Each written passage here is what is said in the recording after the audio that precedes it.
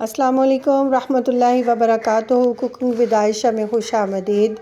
आज हम बना रहे हैं इमली की चटनी जो बहुत ही मज़ेदार है।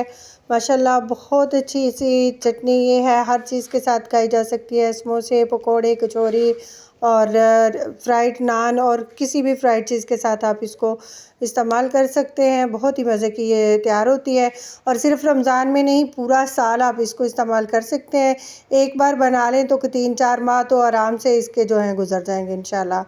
तो मैंने लिए है 1 पाव इमली, 250 ग्राम और 3 कप इसके अंदर चाय वाला कप मैंने मेजरमेंट किया है। 3 कप इसके अंदर पानी डालकर इसको मैंने भिगो लिया था और मैंने गर्म पानी डाला है क्योंकि मैं अभी के अभी ही बनाने वाली हूँ। अगर आप इसको टाइम दे सके तो आप रात भर भी भिगो के रख सकते हैं या फिर 2 से 3 घंटे इसको नॉर्मल पानी में भिगो कर रख दें। अगर आपको भी जल्दी है तो आप भी मेरी तरह गर्म पानी के अंदर भिगो लें और उसके बाद इसको हाथ की मदद से मसलते हुए पूरा इसका जो पल्प है वो हम निकाल लेंगे। हाथ की मदद से अच्छी तरह से इसको मसलते हुए इसका पल्प निकालेंगे। तो स्ट्रेनर के साथ मैं इसको छान रही हूँ और मुसलसल इसको मसलते हुए थोड़ा सा और पानी ऐड करके हम इसका पल्प जो है अच्छी तरह निकालेंगे ताकि हमारी जो इमली है वो ज़ाया ना हो।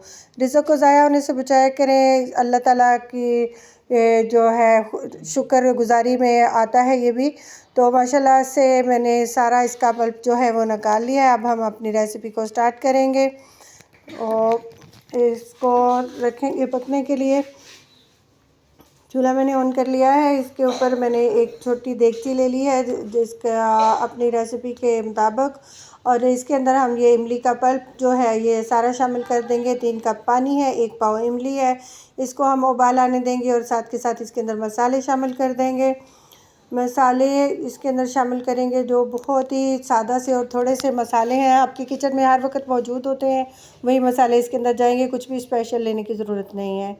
इसके अंदर हम half tea spoon chaat masala शामिल करेंगे, हाफ़ टी स्पून नमक, हाफ़ टी स्पून जो कुटी हुई सुरख मिर्च है वो शामिल कर देंगे, हाफ़ टी स्पून ज़ीरा और एक दालचीनी का बड़ा टुकड़ा शामिल करेंगे।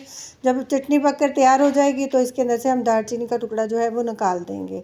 सिर्फ खुशबू के लिए उसको डालेंगे, फ्लेवर बहुत अच्छा सा आएगा इसका। इसके अंदर हम 3 कप चीनी शामिल कर देंगे। इसको पकते हुए अभी 5 से 6 मिनट हो चुके हैं और इसके अंदर अब हम चीनी शामिल कर देंगे। तो 1 पाव इमली के अंदर मैंने 3 कप पानी और 3 कप चीनी ली है। मेजरमेंट के हिसाब से बनाएंगे तो आपकी चटनी भी यकीनन बहुत अच्छी बनेगी।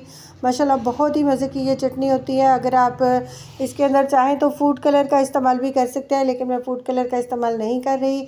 ऐसे ही इसका जो कलर है वो बहुत अच्छा सा आ जाएगा। अगर ये चटनी जो है माशाल्लाह ये केचप को बहुत पीछे छोड़ देती है। जो आप बाज़ारी चटनियाँ वगैरह लेते हैं समोसे के साथ तो इतनी मेयारी नहीं बनी होती। घर में बनाकर इस्तेमाल करें। मेरी रेसिपी को पूरा फॉलो करते हुए आप भी चटनी बनाएं और पूरा रमज़ान एंजॉय करें। उसके अलावा पूरा साल भी आप रख सकते हैं। इसको 3-4 माह के लिए स्टॉक कर लेते हैं और ये कुछ भी जो है ख़राब वगैरह नहीं होती।